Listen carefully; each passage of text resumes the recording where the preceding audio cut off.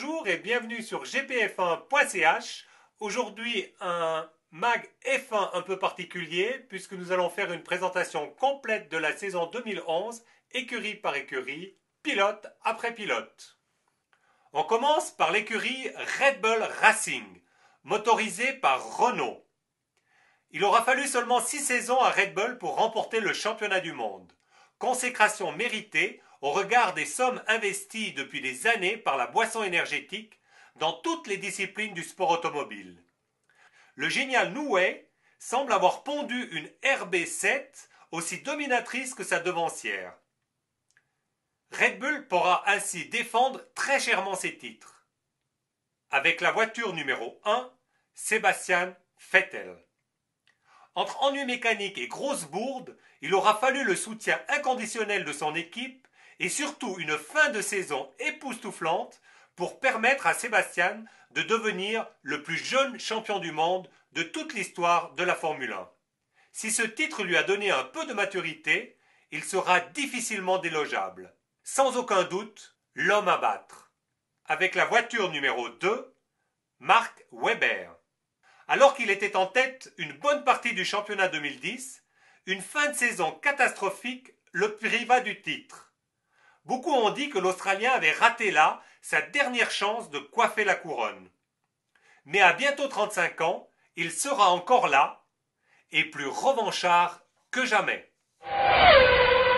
McLaren Team, motorisation Mercedes. McLaren ne reste jamais bien longtemps sans titre. Pourtant, cette année encore, les essais hivernaux laissent poindre quelques craintes. Pas certain que la MP4 26 soit la meilleure arme pour permettre à Jenson Button et Lewis Hamilton, la plus prestigieuse paire de pilotes du plateau, de se battre pour le titre. Et si McLaren cachait son jeu? Avec la voiture numéro 3, Lewis Hamilton. En 2010, Lewis a été véritablement boosté par un nouveau coéquipier, Jenson Button, champion du monde en titre. Malgré une McLaren moins compétitive, Lewis a su garder ses chances d'être titré jusqu'au dernier Grand Prix. Un sacré exploit. Avec la voiture numéro 4, Jenson Button. Lorsque Button décida de rejoindre McLaren, on ne donnait pas cher de sa peau face à Hamilton. Il s'est appliqué à prouver le contraire en remportant 2 superbes victoires en début de saison. Scuderia Ferrari. Motorisation Ferrari. La Scuderia Ferrari est sous pression. Luca Di Montezemolo, le président de la marque au cheval cabré, a été très clair. Un seul objectif, la victoire. On oublie donc l'affront d'Abu Dhabi et la perte du titre promis et on se remet en selle. Avec la voiture numéro 5, Fernando Alonso. L'intégration d'Alonso au sein de la Scuderia a été phénoménale. Sa victoire lors de sa première course chez les Rouges en est le symbole. Entre les tifosi et Fernando, c'est déjà passionnel. Il a soif de victoire, mais aussi de titre. Avec la voiture numéro 6, Felipe Massa.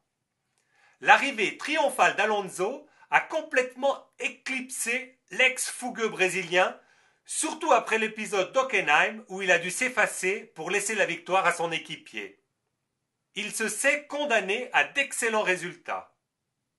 Bonne nouvelle pour lui, les pneus Pirelli semblent particulièrement bien convenir à son pilotage. Mercedes Grand Prix. Motorisation Mercedes. Les résultats obtenus par Mercedes depuis son retour en Formule 1 ne sont de loin pas satisfaisants.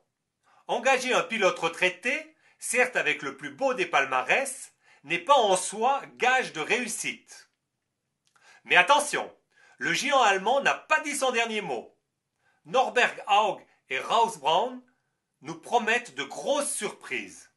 Avec la voiture numéro 7, Michael Schumacher. Il serait trop simple d'évoquer le manque de compétitivité de sa monoplace pour justifier son retour en demi-teinte. Une chose est sûre, cette année la Mercedes W02 a été faite autour de lui. Si ça ne fonctionne toujours pas, il faudra en tirer les conclusions qui s'imposent. Avec la voiture numéro 8, Nico Rosberg. Nico pouvait craindre le pire de l'arrivée surprise de Schumi à ses côtés. Prendre la mesure de son célèbre coéquipier lui aura donné une nouvelle dimension. Il aura à cœur cette saison de confirmer tout le bien qu'on pense de lui. Lotus Renault Grand Prix. Motorisation Renault.